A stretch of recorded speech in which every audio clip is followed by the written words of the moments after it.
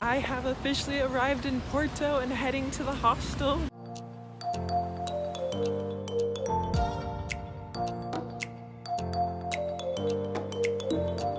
So I'm staying at the Pilot Hostel and it's really clean, really great. There's a nice living room over there and there's breakfast and front desk. The facilities are nice and modern and it's a very safe and secure hostel to stay at. And I'm currently walking up the stairs. Walking around, you can see that there's just like awesome architecture and crazy buildings and just a city full of color is what I'm realizing.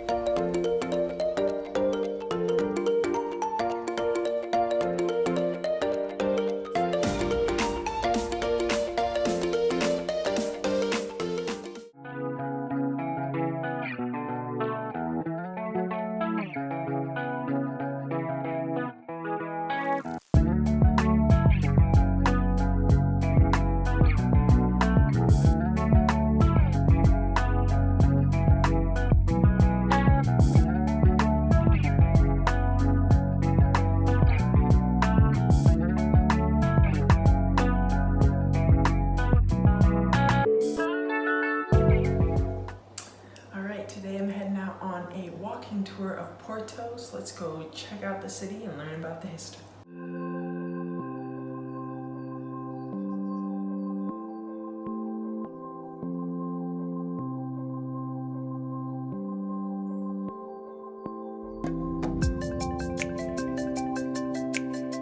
It's a beautiful sunny day today in Porto and I'm about to go try the port wine. Port wine is just kind of the same concept as champagne in the French region. It can only come from the Champagne region. This port wine, it can only come from the Porto region. So it's the authentic birthplace of port wine. So let's go give it a taste.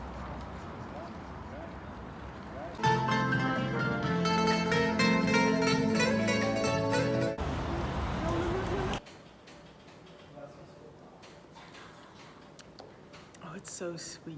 I was warned that this may be very easy to drink and very sweet, and that is what makes port wine so dangerous, is that it goes down effortlessly and you don't know it until you stand up and you wobble. And so this is the traditional red wine. Gotta go with the most traditional. So when you cross that bridge, you have Porto over there, and this is a different side and a different city, but this is actually where all the port is stored, like in the building behind me. They have different cellars. Second thing to know that's pretty cool about Porto is that JK Rowling, the author of the Harry Potter books, lived here for 2 years before she wrote them.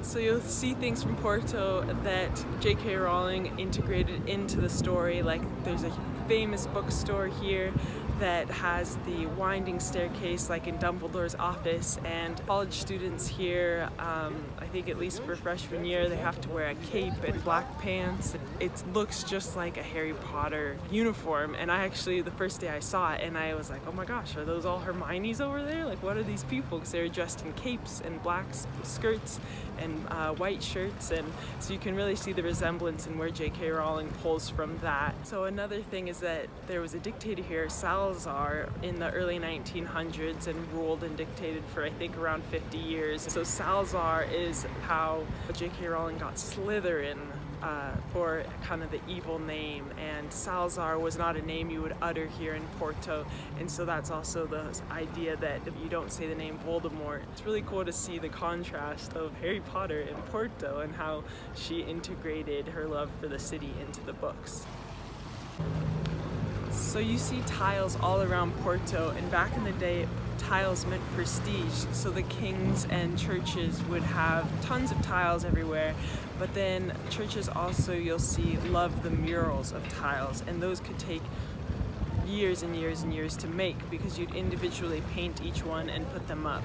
But more common houses, you'll just see pretty tiles that have a pattern and, you know, blue and white or gold or whatever colors they are, and those are a sign of wealth. Another thing about Porto, it being a port city, is that there's a lot of houses, it looks like, all condensed down by the waterfront, and that was intentionally done because fishermen and people who worked down at the port, they didn't want to have a long walk to work, and so it's common that you'll see the smaller, skinnier houses closer to the port so that people could easily get to work. They didn't mind that their house would be smaller and more compact because they liked being by the water. So another thing that you can't help but see is the cathedral on the hill, and it is the oldest of the north.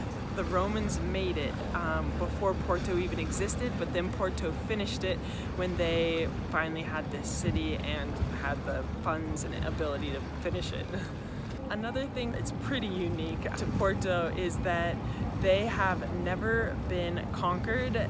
They were founded in the 14th century and not once have they ever been invaded. So there are some buildings here that are the authentic 14th century buildings, and that's some history that you can't really find many other places that you can find here.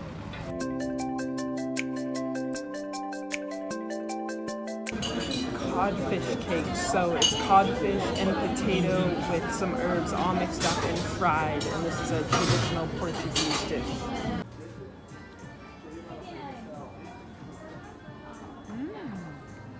European prices strike again. I just went to a supermarket and for €1.80 I got 2 apples, an orange, 2 bananas, a bread roll, and 6 eggs for €1.80. That was my take on Porto. Thanks for tagging along. Next up is Lisbon.